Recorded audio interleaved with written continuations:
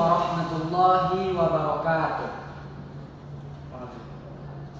Alhamdulillahirabbil alamin. Assalatu wassalamu ala asyrafil anbiya'i wal mursalin wa ala alihi wa sahbihi ajmain.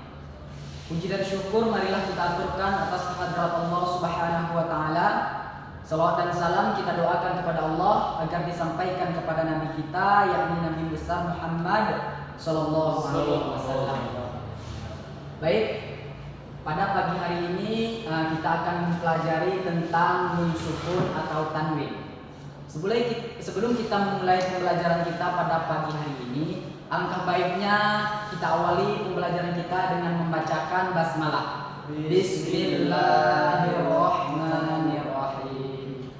Baik anak-anak, pada kesempatan ini kita akan membahas tentang hukum nun sukun atau tanwin bertemu dengan 28 huruf hijaiyah.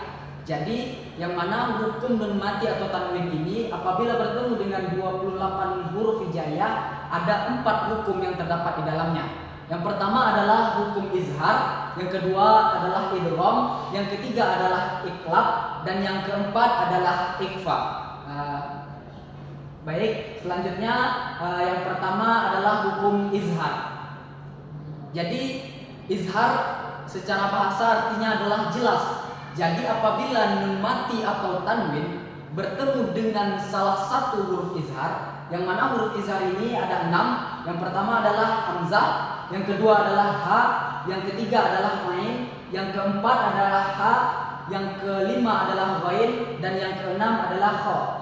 Jadi apabila ada nun mati atau tanwin bertemu dengan salah satu huruf izhar ini, maka dibaca jelas. Dapat kita contohkan, anak-anak, adakah yang bisa mencontohkannya? Tidak. Baik, kalau tidak ada, mungkin Bapak akan mencontohkan dari hamzah terlebih dulu. Apabila nun mati atau tanwin bertemu dengan hamzah, contohnya man amanu. Jadi man amanu, man nun matinya bertemu dengan huruf hamzah, maka dibaca jelas man amanu. Baik, untuk selanjutnya masuk kita kepada pembahasan idgham. Idgham adalah melebur 2 huruf menjadi 1. Jadi cara membaca huruf idgham ini melebur 2 huruf menjadi 1. Dalam hukum nun sukun atau tanwin terdapat 2 jenis idgham, yang mana yang pertama adalah idgham bi gunnah dan yang kedua adalah idgham bila gunnah. Baik, yang kita bahas pertama adalah idgham bi gunnah. Jadi idgham bi gunnah ini yang artinya adalah idgham dengan membaca dengan menyertai dengung. Ada yang mana huruf idgham bi gunnah ini ada 4 huruf. Yang pertama adalah ya, yang kedua adalah nun, yang ketiga adalah mim, dan yang keempat adalah waw. Jadi idgham ini apabila nun mati atau tanwin bertemu dengan salah satu huruf idgham, maka dibaca dengan dengung, disertai dengan dengung.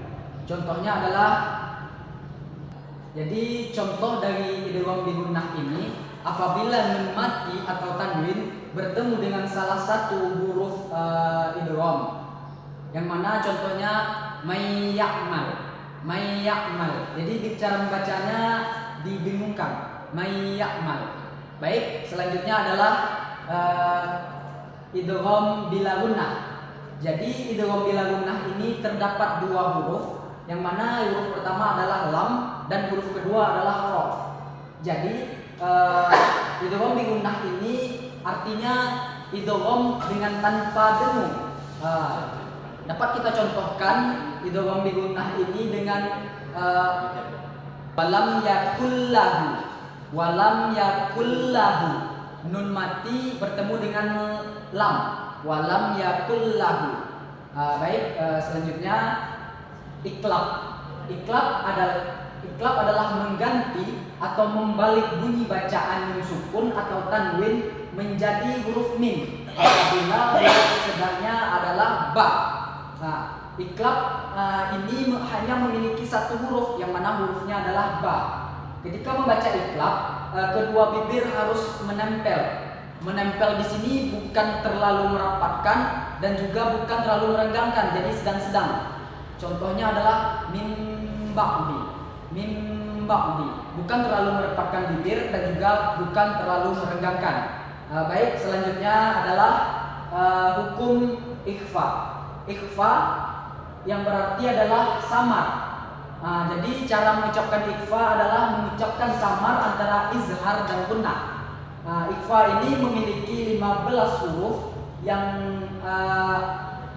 tergabung dalam bait sebagai berikut. Jadi ikhfa ini yang pertama, jadi hukum nun mati atau tanwin ini bertemu dengan 28 huruf hijaiyah, yang mana kalau huruf izhar 6, huruf idgham 6, dan huruf iklab 1. Jadi berjumlah dengan 13. Jadi 15 lagi itu berada di huruf ikhfa, yang mana huruf ikhfa ini adalah ta, ta, jim, dal, shin, sin, sod, dot, tozo. Jadi huruf huruf ikhfa ini berada 15. Yang mana contoh dari huruf ikhfa ini min qabl, yang mana nun mati atau tanwin bertemu dengan huruf qa.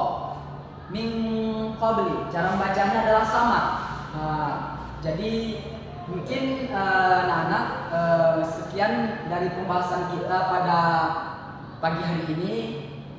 Jadi anak-anak, kesimpulan pembelajaran kita pada pagi hari ini adalah sebagaimana yang telah Bapak jelaskan di awal tadi. Apabila hukum nun mati atau tanwin bertemu dengan 28 huruf hijaiyah, maka hukum yang ada di dalamnya ada 4. Yang pertama, ada yang tahu hukum yang pertama? Izhar. Betul. Jadi hukum yang pertama adalah izhar, yang kedua adalah idgham, yang ketiga adalah iklab, dan yang keempat adalah ikhfa. Jadi tugas dari Bapak untuk Ananda semua, apabila Ananda sampai di rumah nanti membaca Al-Quran dan Ananda menemukan nun mati atau tanwin, dan Ananda lihat huruf setelah nun mati atau tanwin tadi.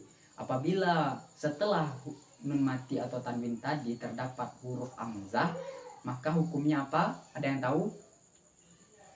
Izhar.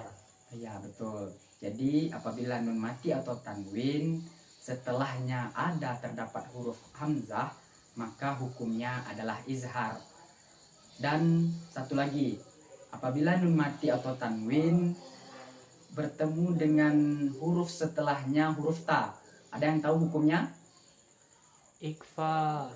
Ya, betul. Jadi apabila nun mati atau tanwin bertemu dengan huruf ta, hukumnya tadi adalah ikhfa. Jadi apabila Ananda sering mengulang-ulangi pembelajaran kita pada pagi hari ini di rumah, Ananda akan terbiasa atau lebih bagus lagi bacaan Ananda. Jadi mudah-mudahan pembelajaran kita pada pagi hari ini bermanfaat bagi Ananda. Baik, cukup sekian. Bapak akhiri dengan Assalamualaikum warahmatullahi wabarakatuh.